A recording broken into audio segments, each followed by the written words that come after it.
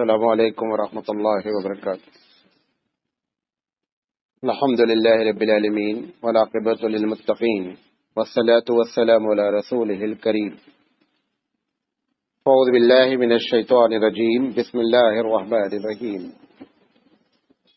قال اللہ تعالی فی القرآن المجید والفرقان الحمید، لقد کان لکم فی رسول اللہ اسوۃ حسنہ۔ محترم حضرات، سیرت رسول اکرم صلی اللہ علیہ وسلم کا ذکر خیر قسطوں میں چل رہا ہے۔ آج 5ویں قسط ہے اور پچھلی تقریر جو ہوئی تھی ہم نے آپ کو یہاں تک بیان کیا تھا کہ حلیمہ سعدیہ نبی کریم صلی اللہ علیہ وسلم کے شق صدر کے بعد آپ ڈر گئیں، اور ڈرنے کے بعد انہوں نے لا کر کے نبی کریم صلی اللہ علیہ وسلم کو مکہ ان کی والدہ کے پاس حوالے کر دیا، اور جس پر انہوں نے پوچھا کہ آپ تو خود لے گئی تھیں، آپ جو ہے وہ کیوں اتنی جلدی لے کر آ رہے ہیں؟ اس پر انہوں نے وہ پورا واقعہ نقل کیا، اور نقل کرنے کے بعد انہوں نے کہا کہ مجھے لگتا ہے کہ اس کے اوپر جن کے اثرات ہو گئے ہیں۔ اس پر حضرت آمنہ نے نبی کریم صلی اللہ علیہ وسلم کے بارے میں 2 باتیں بیان کی۔ یہاں سے ہم شروع کر رہے ہیں بات۔ حلیمہ سعدیہ سے انہوں نے کہا دیکھو یہ بچہ ہمارا بڑی شان والا ہے۔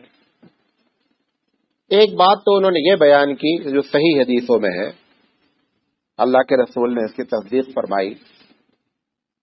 فرمایا کہ دیکھو یہ جو بچہ جس کے بارے میں تم کو شک ہے، تمہیں معلوم ہے کہ جب یہ پیٹ میں تھا، حمل سے تھی میں، تو جتنا عام عورتوں کو تکلیف ہوتی ہے مجھے کوئی تکلیف نہیں،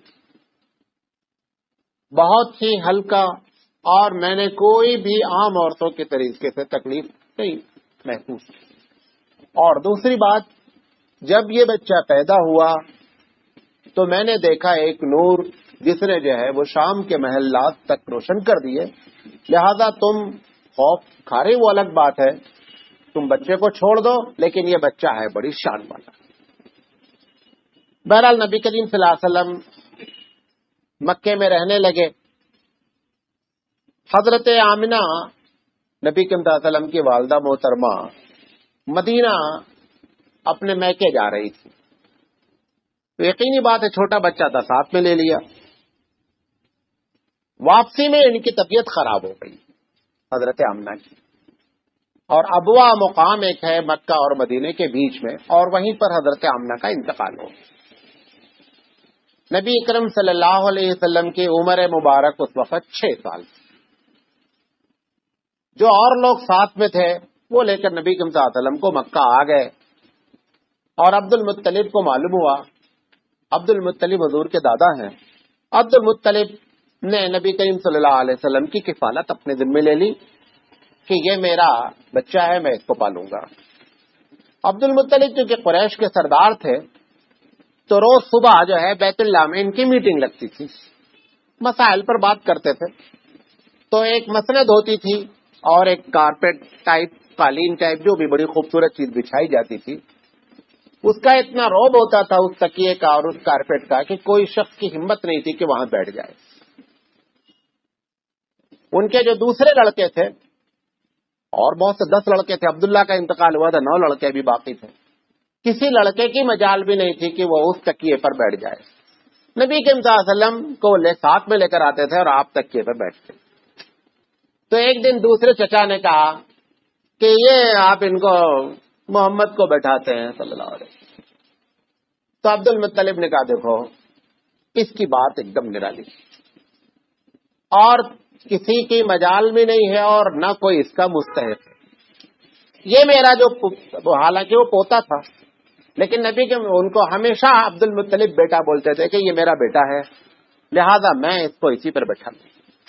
اور اللہ کے رسول صلی اللہ علیہ وسلم بڑے شان سے بیٹھتے تھے۔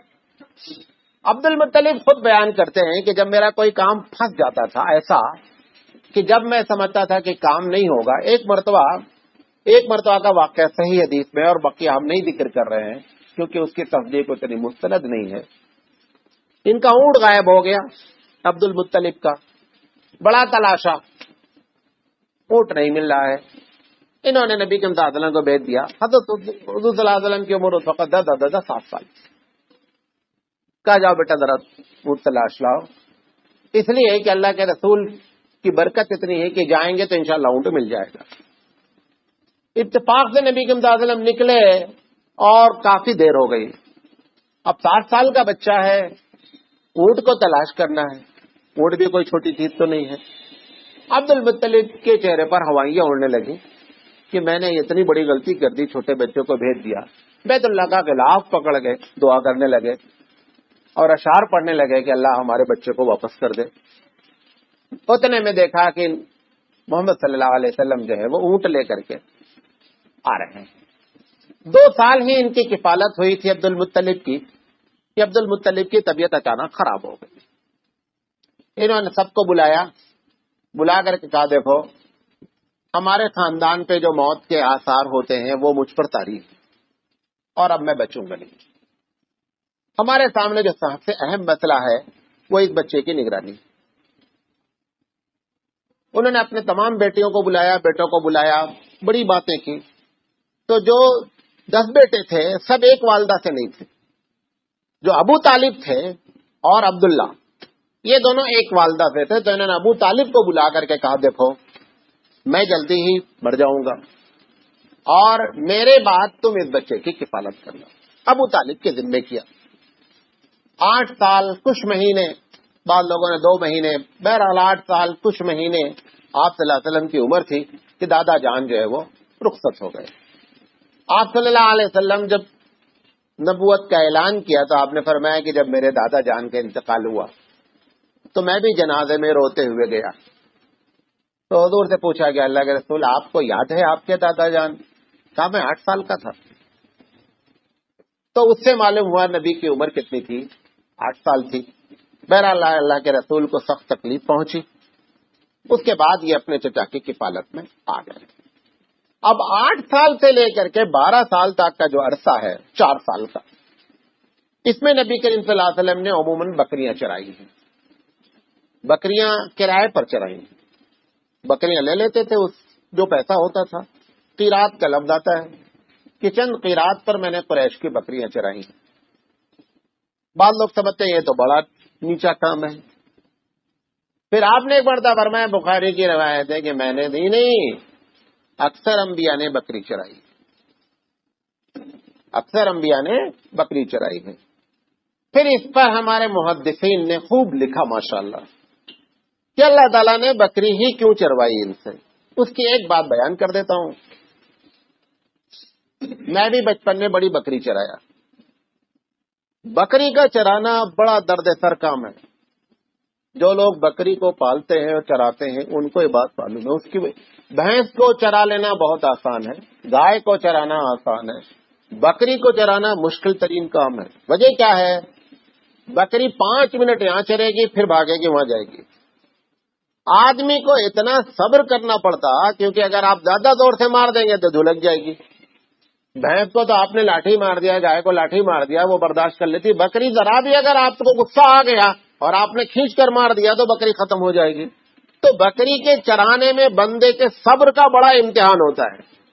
لہذا محدثین نے ہمارے لکھا کہ اللہ نے جو ان انبیاء سے بکری چروائی اس کی بنیادی وجہ تھی کہ ان کو صبر کی ٹریننگ دینا ہے۔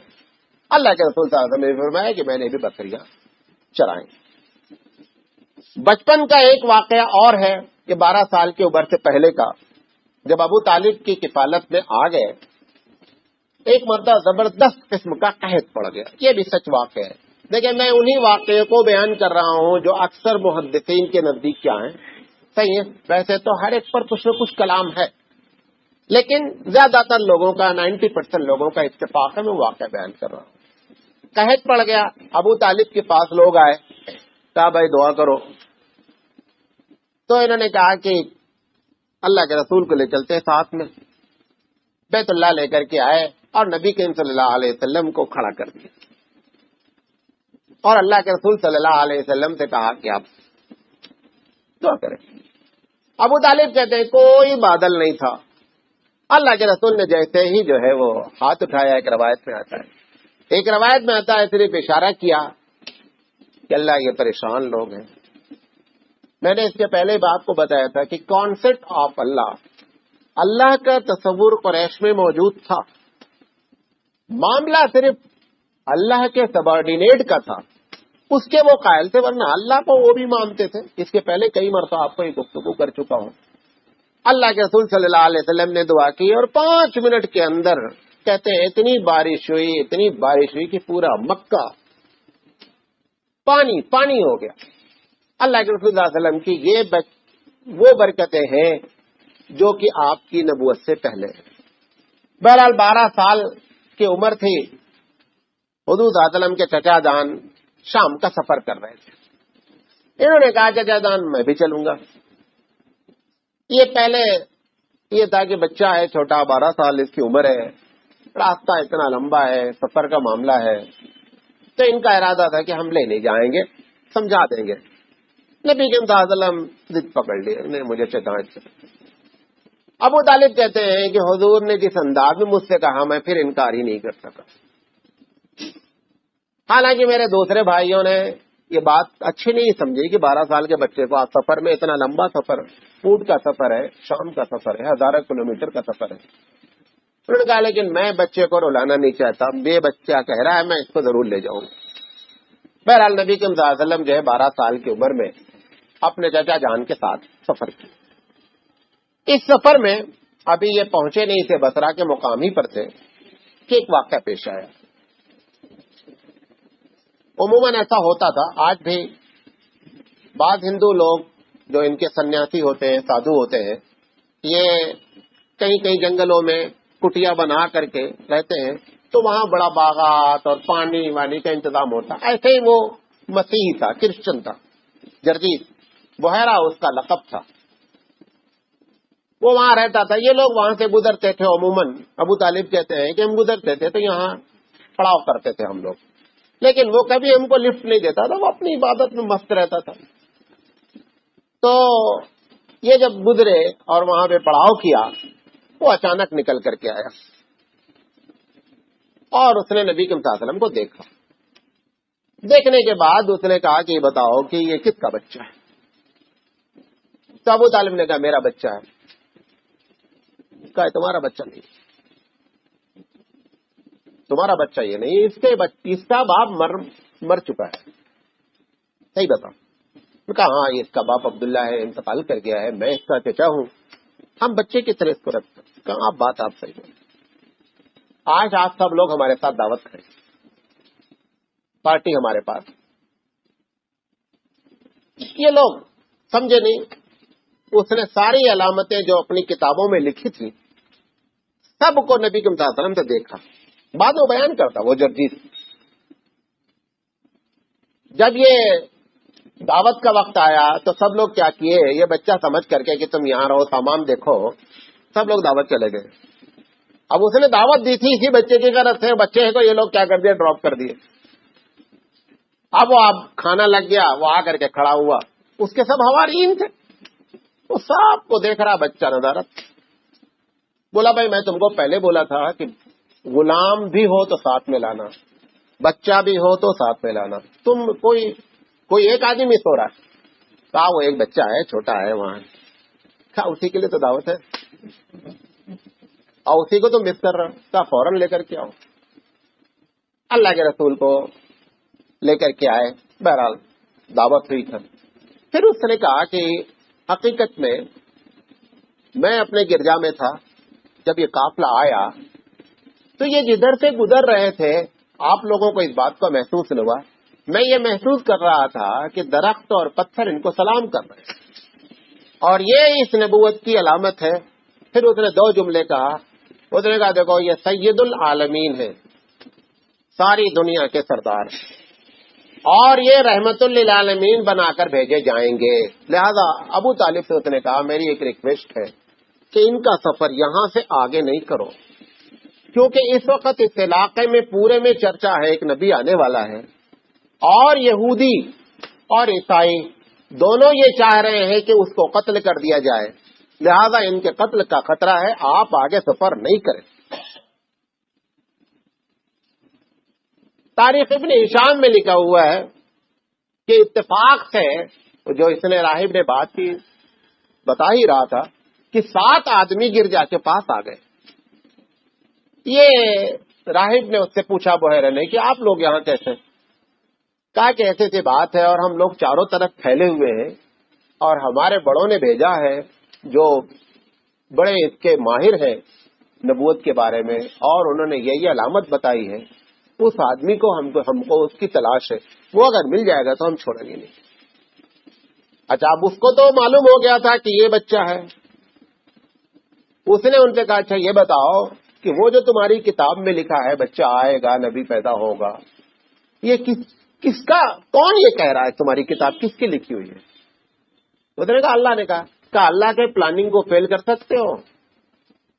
اس نے ان سے پوچھا، لاجیکلی بات کی۔ اس نے کہا اگر اللہ کی پلاننگ ہی یہ ہے کہ ایک نبی پیدا ہو اور اس کی یہ صفت ہو، کیا اللہ کی پلاننگ کو فیل کر سکتے ہو؟ کہا نہیں۔ کہا بیکار ہے، یہ جو تمہارا ارادہ ہے یہ نہایت غلط ہے اور اس ارادے سے توبہ کرو۔ ان لوگوں نے کیا کیا کہ وہ اسی کے مرید ہو گئے ہی نہیں آگے واپس۔ کہا بس ہم یہی، کیونکہ اس نے کہا کہ ہم غلط جگہ پھنسے ہوئے تھے، اصل آپ بزرگ ہیں، لہذا وہ لوگ وہیں رک گئے اور آگے انہوں نے سفر ملتوی کر دیا۔ لیکن اس نے راز یہ نہیں کھولا کہ بچہ یہاں موجود ہے، کیونکہ ہو سکتا ہے ہم ابھی سمجھا رہے ہوں اور پھر رات میں کسی وقت دھوکہ ہو جائے، لہذا اس نے یہ راز ان کے سامنے کھولا نہیں، لیکن ان کو سمجھا دیا اور پھر اس کے بعد وہ لوگ وہیں رک گئے۔ ابو طالب نے سفر آگے جاری رکھا، نبی کے مطابق کو واپس مکہ بھیج دیا۔ آپ صلی اللہ علیہ وسلم جو ہے مکہ واپس آ گئے۔ واپس آنے کے بعد ابھی عمر 12 سال تھی۔ 12 سال کے بعد اب میں اسی لیے آپ کو 25 سال تک لے چلوں گا آج۔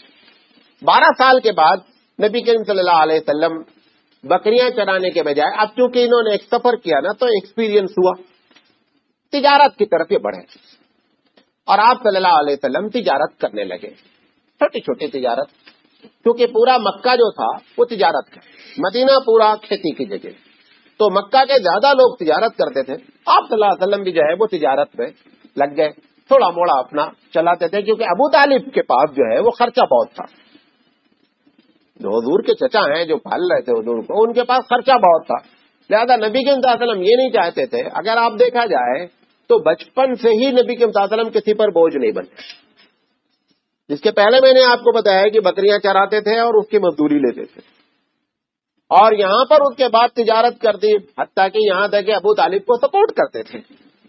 اور اس کے بعد بھی جب علی رضی اللہ تعالیٰ عنہ پیدا ہوئے اور علی رضی اللہ تعالیٰ عنہ کا بوجھ دیکھا کہ ابو طالب کے گھر کا خرچہ زیادہ ہے، تو نبی صلی اللہ علیہ وسلم نے اس وقت بھی نبوت کے بعد بھی ابو طالب کو اپنے گھر رکھ لیا، ان کو حضرت علی رضی اللہ تعالیٰ عنہ کو اپنے گھر رکھ لیا تھا کہ چچا جان پر بوجھ زیادہ نہیں پڑے۔ بہرحال نبی صلی اللہ علیہ وسلم تجارت کرتے رہے، اس تجارت میں آپ کا کیریکٹر کھل کر سامنے آیا اور پورے مکے میں مشہور ہو گیا کہ آپ ہی امین ہیں اور آپ صادق ہیں۔ یہ دونوں ٹائٹل نبی صلی اللہ علیہ وسلم کو 12 سال کی عمر سے لے کر کے 24 سال کی عمر کے درمیان میں ملا۔ آپ کے وہ معاملات، کیونکہ سب سے زیادہ آدمی پرکھا جاتا ہے پیسے میں، آپ تو کسی کی دشمنی کرنی، پیسہ ادھار دے دیجئے، دیکھ لیجئے آسانی سے دشمنی ہو جائے گی۔ کتنا اچھا دوست ہے، سب کچھ ہے، کہے گا کل دیں گے، ٹمارو نیور کم۔ تو پیسہ سب سے بڑا معاملے کا اندازہ کرنے والی چیز ہے۔ وہ پیسے کا معاملہ وہاں ہوا، اس میں نبی کریم صلی اللہ علیہ وسلم کو صادق اور امین کا ٹائٹل ملا۔ یہ بات اڑتے اڑتے جو ہے وہ خدیجہ کے ہاتھ بھی لگی کہ ایسا ایک بندہ یہاں ہے۔ اس درمیان میں اس 12 سے 24 سال کے درمیان میں 2 واقعے اور پیش آئے۔ کتنے واقعے؟ 2 واقعے۔ ایک تو جنگ ہوئی قریش کی، ان کے سارے چچا شریک ہوئے، چچاؤں نے پریشر ڈالا کہ آپ بھی شریک ہو، حرب فجار کہتے ہیں، غلطی اس میں گھر کے قریش کی نہیں تھی۔ بہرحال جنگ ہوئی، نبی کے صلی اللہ علیہ وسلم بھی شریک ہوئے۔ نبی کے نام فرماتے ہیں کہ لیکن میں نے قتال نہیں کیا، میں شریک ہوا، اپنے چچا کو تیرے پکڑا کر کے دیتا تھا۔ اس وقت آپ کی عمر ٹھیک 15 سال تھی۔ کتنی سال تھی؟ 15 سال تھی۔ لیکن آپ کہتے ہیں کہ میں نے کسی کے اوپر تلوار نہیں اٹھائی۔ بہرحال جنگ میں قریش جیت گئے۔ قریش جیتنے کے بعد ان لوگوں نے ایک میٹنگ کی۔ حضرت عبد المطلب کے ایک لڑکے تھے، ان کا نام زبیر تھا۔ زبیر نے مکے میں ایک واقعہ ہوا کہ ایک تاجر آیا، اس نے تجارت کی۔ مکے کے کچھ لوگوں نے کیا کیا، باہر کا آدمی سمجھ کر کے اس کا پیسہ مار دیا، سامان بھی لے لیا، پیسہ بھی نہیں دیا۔ اس نے بڑے لوگوں سے کہا کہ بھائی ہمارا پیسہ فلاں صاحب نے لیا ہے، میں باہر کا آدمی ہوں۔ کسی نے کوئی کان نہیں دھرا، وہ پہاڑ پہ چڑھ گیا، وہاں سے اس نے ایمرجنسی کال کیا۔ بہرحال یہ زبیر اس نے سنا، انہوں نے کہا دیکھو ایسے واقعات بند ہونا چاہیے، ایسے واقعات نہیں ہونا چاہیے، یہ ظلم ہے۔ تو ان لوگوں نے اس کے پہلے حلف الفضول نام کی ایک آرگنائزیشن نبی کریم صلی اللہ علیہ وسلم کی پیدائش سے پہلے موجود تھی، لیکن وہ کیا تھی، ایکٹیو نہیں تھی۔ اس کے بارے میں یہ مشہور تھا کہ اس کے جو بائیلاج تھے اس میں یہ لکھا تھا کہ ہم کسی پر ظلم نہیں ہونے دیں گے، اور اگر کسی پر ظلم ہوگا تو ہم سب مل کر کے جو ہے قبیلے والے اس کی مدد کریں گے۔ تو زبیر بن عبد المطلب نے کہا کہ ہم لوگوں کو اس کی کیا کرنا چاہیے، تجدید کرنی چاہیے، اس کو رینیو کرنا چاہیے اس آرگنائزیشن کو، تاکہ اس قسم کا واقعہ پیش نہیں آوے، کیونکہ یہ باہر کے تاجر آتے ہیں، بدنامی قریش کی ہوتی ہے جب مکے میں کوئی چیز ہوتی ہے، لہذا اس پر کنٹرول ہونا چاہیے۔ اللہ کے رسول صلی اللہ علیہ وسلم کو جب معلوم ہوا تو حضور نے فرمایا کہ میں اس میں ضرور شامل ہوں گا، اور آپ نے اپنی نبوت کے بعد بھی فرمایا کہ اگر آج بھی اس قسم کی کوئی آرگنائزیشن کوئی آدمی بنائے تو میں سرخ ہونٹوں سے بہتر سمجھتا ہوں میں اس میں ضرور ممبر بنوں گا۔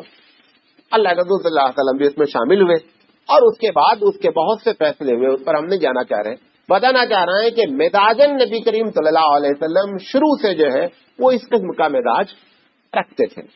بہرحال یہ ساری چیزیں آپ کے کیریکٹر کا، حلف الفضول کا واقعہ، اور پھر جو ہے وہ تجارت کا واقعہ، پھر امین اور صادق کا ٹائٹل، یہ ساری چیزیں جو ہے وہ خدیجہ رضی اللہ تعالیٰ عنہ کو پہنچی اطلاع۔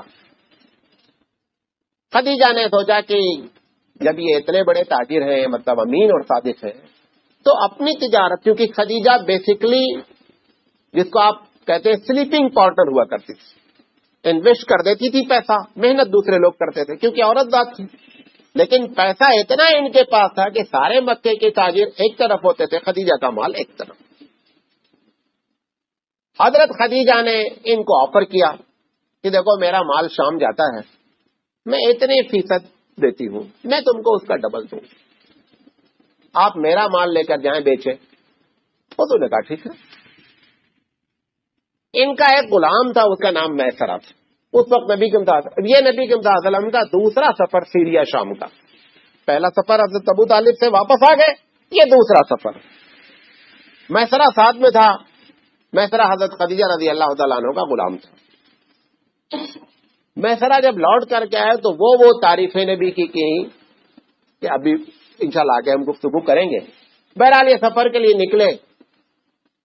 میسرہ بیان کرتے ہیں کہ جب کبھی دھوپ تیز ہو جاتی تو اللہ کے رسول کے سر کے اوپر ایک سایہ رہتا۔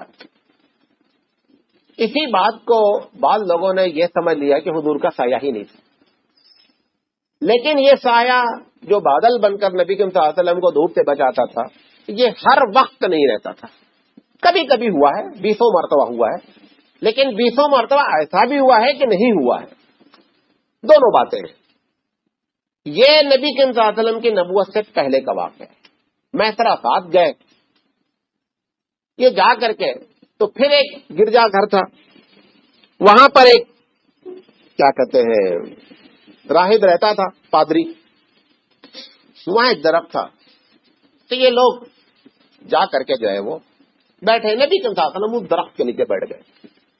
جیسے ہی نبی اس درخت کے نیچے بیٹھے وہ پادری نکل کر کے آیا، اس نے کہا کہ یہ ساتھ کون؟ انہوں نے کہا یہ ان کا نام یہ ہے۔ انہوں نے کہا کہ اس درخت کے نیچے نبی کے علاوہ کوئی بیٹھتا نہیں ہے. حضرت عیسیٰ علیہ السلام بیٹھے تھے, اس کے بعد سے لے کر 500 550 سال ختم ہو گئے, کوئی بیٹھا نہیں. جو بیٹھے گا وہ نبی ہوگا. یہ نبی ہے, یہ نبی ہے. اور میں آپ کو بتا رہا ہوں, میں سر حضرت نے کہا کہ نبوت کی ان کی علامت ہے. پھر اس نے بہت سی چیزیں میسرا سے سوال جواب میں کیا. اللہ کے رسول سے کہا, اچھا اتفاق سے یہ سب باتیں ہو گئیں. وہاں پہ کسی تاجر سے نبی کے صلی اللہ علیہ وسلم سے جھڑپ ہو گئی. اللہ کے رسول صلی اللہ علیہ وسلم وہ زیادہ بات کرنے لگا تو اس نے کہا دیکھو تم قریش کے لوگوں, لات اور عزا کی قسم کھا کر کے کہہ دو میں معاملہ حل کرتا. حضور نے فرمایا دیکھو میں لات اور عزا سے بیزار ہوں, یہ دونوں آئیڈل سے, دونوں بت سے بڑے. انہوں نے کہا میں ان کی قسم نہیں کھاتا, میں اپنے رب کی قسم کھا سکتا ہوں لیکن میں ان کی قسم نہیں کھاؤں. یہ بات اس نے پادری سے نہیں, اس نے کہا یہ دوسری علامت ہے, یہ اس کے نبی ہونے کی دوسری علامت ہے. میں طرح سے کہا کہ دیکھو یہ کبھی بھی جو ہے نا بت پرستی کو برداشت نہیں کریں گے. اور یہ جو انہوں نے اس آدمی سے کہا کہ میں لات عزا کے قریب سے بھی گزرتا ہوں میں ان کو لفٹ نہیں دیتا ہوں, چاہے جائے کہ میں اتنی دور یہاں پر بیٹھ کر کے ان کی قسم کھاؤں.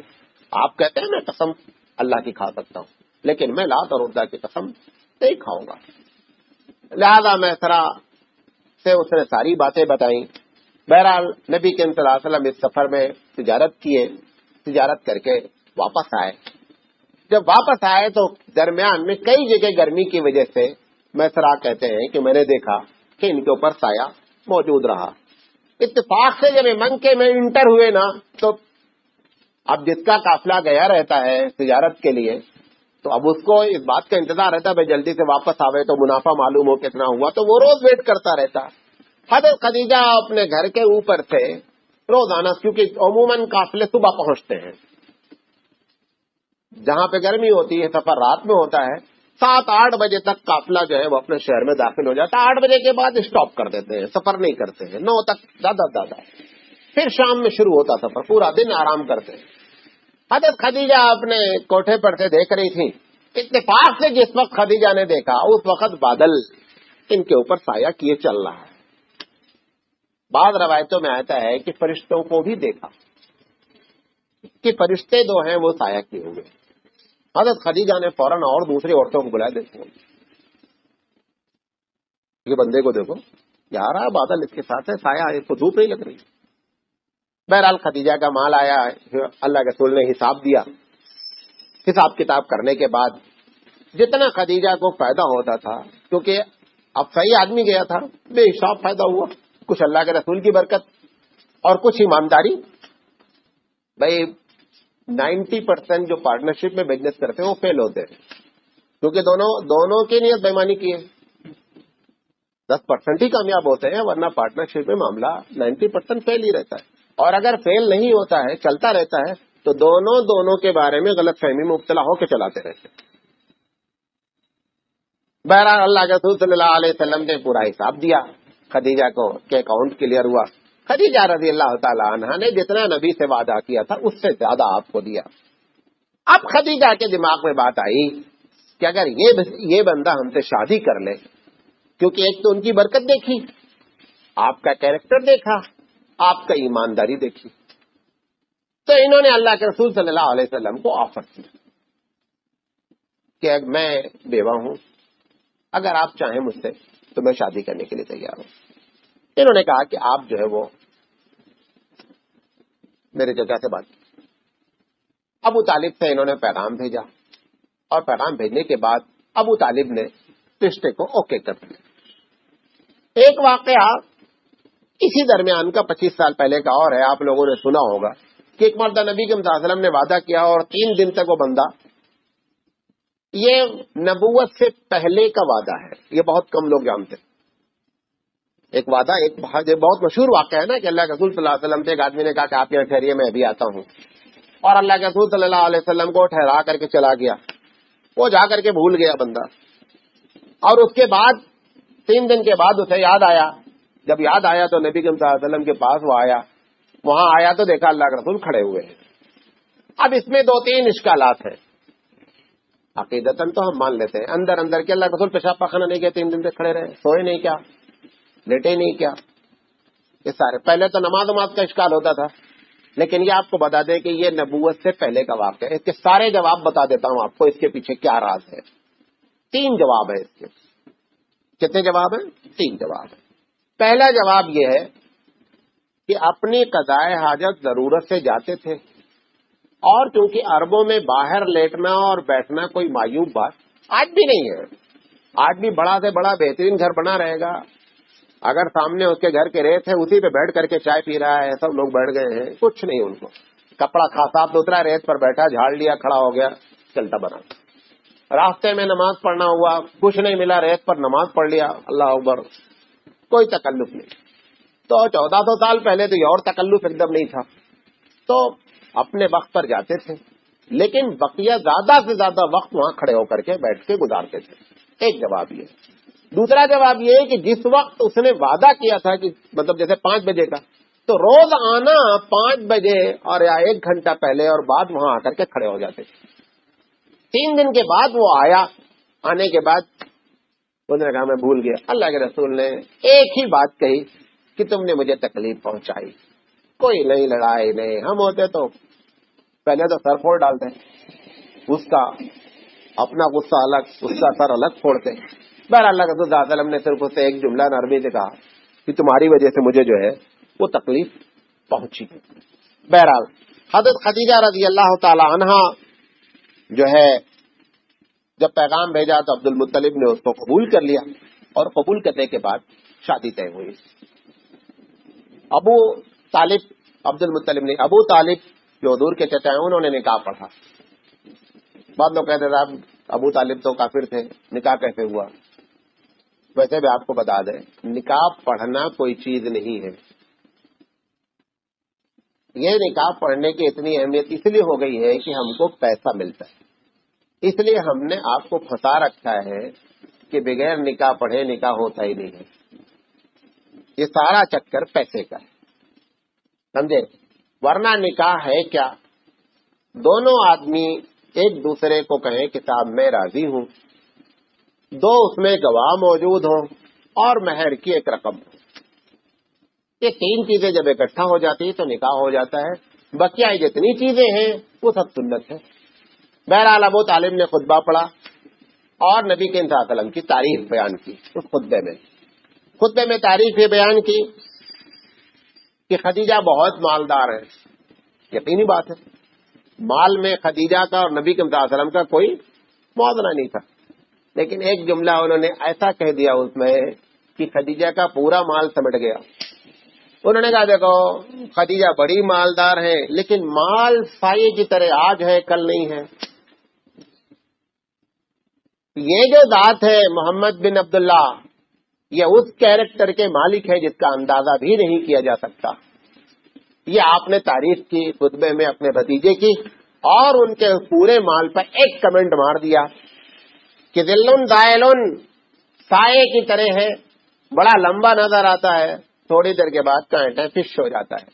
ایسے ہی مال کی حقیقت ہے، اس کی کوئی حقیقت۔ عبد القادر جیلانی رحمۃ اللہ علیہ فرماتے ہیں نا کہ مال مثل سایہ ہے، مال مثل سایہ ہے، آپ کا سایہ پڑ رہا ہے اس طرف، اگر آپ سوچیں کہ ہم سایہ کو پکڑے تو سایہ آگے آگے جائے گا۔ تو عبد القادر جیلانی رحمۃ اللہ علیہ کہتے ہیں مال کو اگر بھاگو گے اس کے پیچھے تو انہیں آگے آگے جاتا، تمہیں پیچھے پیچھے رہتے، اور اگر سایہ کو پیچھے چھوڑ دو، کیئر ہی نہیں کرو سایہ کا، تو سایہ پیچھے پیچھے آتا ہے۔ تو مال کو جتنا ہی پکڑنے کی کوشش کرتا ہو اتنا ہی بھاگتا ہے۔ تو حضرت ابو طالب نے کہا کہ ذلٌ دائلٌ ہے، اور نبی کا جو کیریکٹر ہے نا وہ پائیدار ہے، لہذا آپ یہ نہیں سمجھیں کہ مطلب آپ نے سمجھوتا کیا ہے، نبی کریم صلی اللہ علیہ وسلم کی وہ شخصیت ہے کہ آپ ان کے کیریکٹر کو، اور اسی کیریکٹر کو دیکھ کر کے ہی خدیجہ رضی اللہ تعالی عنہا نے نبی کریم صلی اللہ علیہ وسلم سے شادی کے لیے بات رچائی تھی۔ بہرحال یہاں تک جو آپ کے سامنے آج عرض کرنا تھا، انشاءاللہ زندگی رہی تو پھر گفتگو ہوگی، اور یہاں کے بعد ابھی 15 سال نبوت کے باقی ہیں۔ اس 15 سال میں آپ صلی اللہ علیہ وسلم نے کیا کیا اس پر ہم مختصر گفتگو کریں گے، اور اس کے بعد نبوت کی بات شروع ہوگی۔ باخر دعوانا ان الحمدللہ رب العالمین. سبحان اللہ و بحمدہ، سبحانک اللہم و بحمدک، اشہد ان لا الہ الا انت، استغفرک و اتوب